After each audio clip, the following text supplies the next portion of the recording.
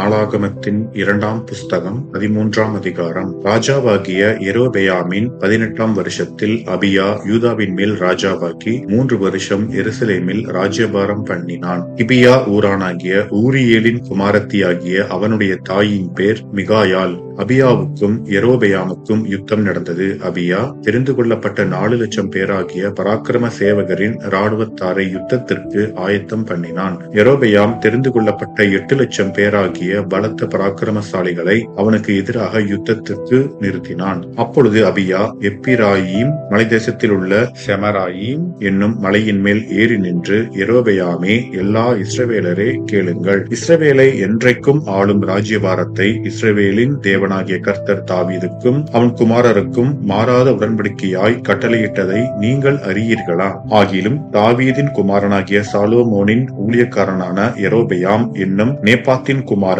எழும்பி தன் எஜமானுக்கு விரோதமாக கலகம் பண்ணினான். பேலியாளின் மக்களாகிய வீணர் அவனோடே கூடி சாலொமோனின் குமாரனாகிய ரெகொபெயாம் அவர்களை எதிர்க்க கூடாமல் வாழ வயதும் திடனற்ற மனதுமாய் இருக்கையில் அவனுக்கு விரோதமாய் தங்களை பலப்படுத்திக் கொண்டார்கள். இப்போதும் தாவீதுடைய குமாரன் கையில் இருக்கிற கர்த்தருடைய ராஜ்யத்திற்கு விரோதமாக நீங்கள் பலன் கொள்ளலாம் என்று நினைக்கிறீர்கள். நீங்கள் ஏராளமான கூட்டம். யெரொபெயாம் உங்களுக்கு தேவர்களாக உண்டாக்கின பொன் கன்று குட்டிகளும் உங்களிடத்தில் இருக்கிறதே. நீங்கள் ஆரோனின் குமாரராகிய கர்த்தருடைய ஆசாரியரையும் லேவியரையும் தள்ளிவிட்டு தேசாதேசங்களின் ஜனங்களைப் போல உங்களுக்கு ஆசாரியர்களை உண்டு பண்ணவில்லையோ? இளங்காளையினாலும் 7 கடாக்களினாலும் தன்னை பிரதிஷ்டையாக்கும்படி வருகிற எவனும் தெய்வம் அல்லாதவைகளுக்கு ஆசாரியனாகிறானே. எங்களுக்கோ கர்த்தரே தேவன், நாங்கள் அவரை விட்டு விலகவில்லை. கர்த்தருக்கு ஊழியம் செய்கிற ஆசாரியர்கள் ஆரோனின் குமாரரும் பணிவிடை செய்கிறவர்கள் லேவியருமாமே. அவர்கள் தினந்தோறும் கர்த்தருக்கு சர்வாங்க தகன பலிகளையும் சுகந்த வாசனையான தூபத்தையும் செலுத்தி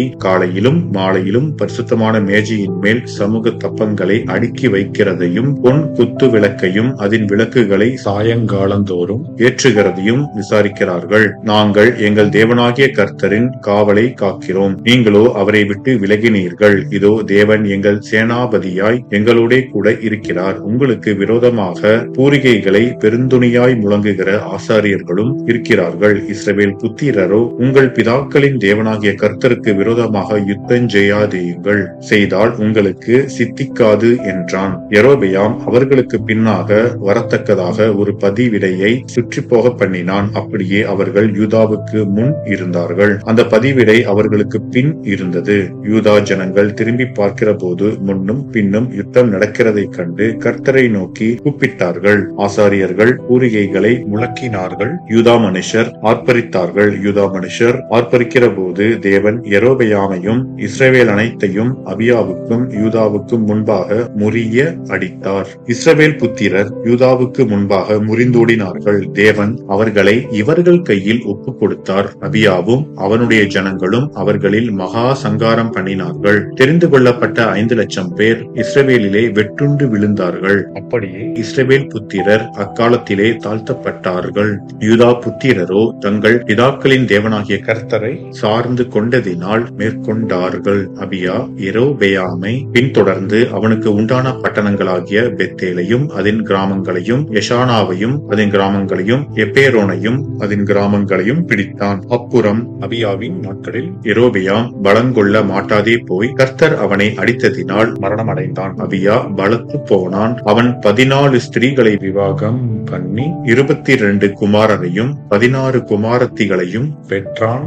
அபியாவின் மற்ற கிரியைகளும் அவன் நடபடிகளும் அவன் வர்த்தமானங்களும் தீர்க்கதரிசியாகிய இத்தோவின் சரித்திரத்தில் எழுதியிருக்கிறது என்பதே.